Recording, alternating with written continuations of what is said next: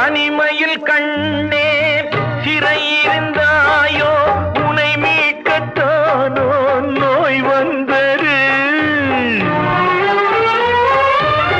தனிமையில் கண்ணே சிறையிருந்தாயோ உனை மீட்கத்தானோ நோய் வந்தது. உனை விட செல்வம் உயர்ந்தது என்று நான் தேடிக்கொண்ட பாவம் இது. நான் தேடிக்கொண்ட பாவம் இது.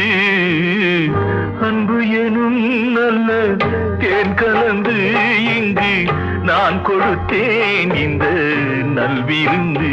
இந்த மன்னனை